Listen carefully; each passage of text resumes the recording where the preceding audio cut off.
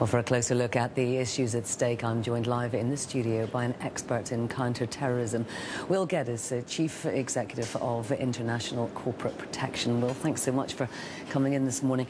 First of all, let's talk about yesterday's attacks. They are horribly successful from a terrorist point of view. They cause maximum damage, but also they spread fear in a place where people have to go every day. It's hard to avoid the tube, isn't it? Absolutely. I think, you know, what this group has achieved is the optimum success in terrorist terms.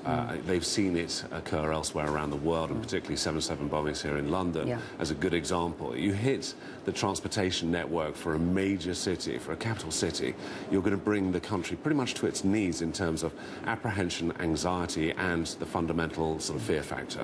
And it's also very hard to prevent that. You know, the reports are that these were two female suicide bombers.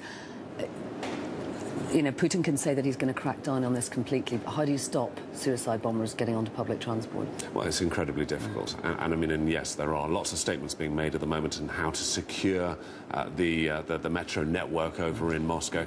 That is going to be a very, very tough task indeed. You've got to consider how many people are travelling on this network. It's one of the largest networks in the world. And any implementation or introduction of security measures is only going to have a massive impact on that whole metro and its efficiency. Yes. I mean, we've seen it at airports in the past, in the advent of 9/11, and certainly 7/7.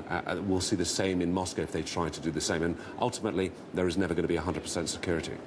Now, foreign businesses and foreign business people so far are not being targeted. But of course, a lot of foreigners are working in Moscow.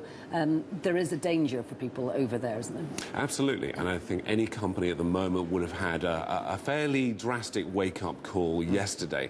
And certainly they should have had it previously in 2004 when there was a replica attack on the metro network in Moscow. A lot of companies will be looking at their contingency planning, their business interruption planning for these types of events, but also looking at the personal security of their personnel and their executives when they're traveling into Moscow on business. What advice would you give? I mean, other than not using the tube, I mean, what about people going out in the evenings? You know, we've seen the same kind of fundamentalist groups targeting, you know, Bali bombers. We had the theatre siege. We had a failed attack in London. Is that also something that could be dangerous? Yeah, well, certainly, again, looking at a major city, we know for a fact that one of the leading separatists and Islamic extremists in the North Caucasus regions, which is believed to be, or who is believed to be behind these attacks, a chap called Doku Umarov, made a statement a month ago saying that he was going to bring the fight to the streets of Russia, and particularly to the cities. So people travelling to the city have to be cautious, and from a corporate perspective they need to look at obviously their security travel policy and their procedures, ensuring that when their employees are travelling to the city, not only are they being given good advice about what to do, where to go, and where to ultimately try and stay away from, which could be possible areas of targeting, but also to look at missing persons plans. When you have people at rush hour, commuter hour, that are going to be affected by a terrorist attack, people will be lost for a while. We saw it here in London. The communications channels will be dominated by security services, so people will lose cell phone communication. So companies want to be able to locate their personnel very quickly in these types of events. Everything you're saying makes me think that you assume there will be some more attacks, or certainly at there's a chance of more attacks in Moscow. I'm afraid there is. Certainly, although there have been enormous successes by obviously the Russian military and the Russian government against the North Caucasus, and certainly to try and crack down on the Islamist extremists operating in that area, there is very much a war that's being waged here. We've seen suicide bombings obviously before. We're seeing them again right now. There is nothing to say that we won't see more in the future. So people have to, for the time being, exercise enormous caution. Now, we see a lot of more high-profile Russians with bodyguards. Is that a route that is helpful to go down?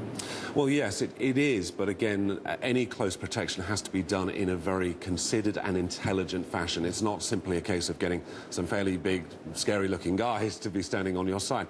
These are people who have to be able to be prepared in emergency response, know where to take people to safe havens, allocate where those safe havens will be. So when you have chaos which will prevail, as we saw yesterday in Moscow, people need to know where they can be taken to once these things have occurred. But those are safe locations until things can obviously be addressed by the security services, by law enforcement locally.